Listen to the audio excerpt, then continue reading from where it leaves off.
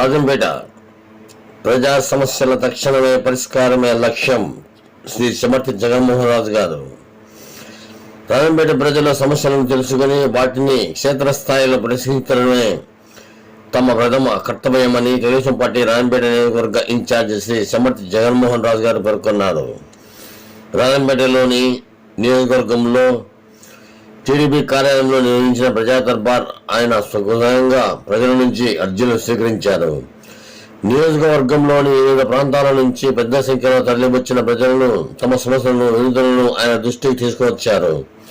ప్రజల నుంచి అర్జీలు స్వీకరించిన అనంతరం ఆయన వెంటనే సంబంధిత శాఖల అధికారులతో ఫోన్లో మాట్లాడి సమస్యల తీవ్రతను వివరించారు. అర్జీదారులు సమస్యలను జాప్యం లేకుండా త్వరితగతిన పరిష్కరించాలని ఆదేశించారు.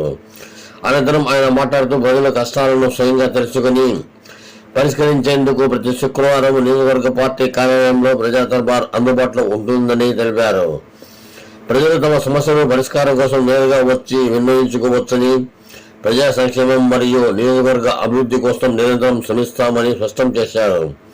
ఈ కార్యక్రమంలో రాజంపేట మండల అధ్యక్షుడు మేడుకొండ రవికుమార్ నాయుడు, పార్లమెంటరీ అధికార ప్రతినిధి దుందు శివప్రసాద్, సింగేవిన chairman Nallugudi Subrahmanyam Naidu, cluster party Venkateswara Rao, senior నాయకులు సంజీవ్ రాయుడు, డాక్టర్ నవీన్, కోవూరు సుబ్రహ్మణ్యాయుడు, కళాధర్, రేవుడి నరసింహ, యూనిట్ ఇన్ఛార్జ్ మహమ్మద్ అలీ, అలాగే ఒంటిమిట మండలం తెలుగుదేశం పార్టీ సీనియర్ నాయకులు బొబ్బిలి నాయుడు తదితరులు పాల్గొన్నారు.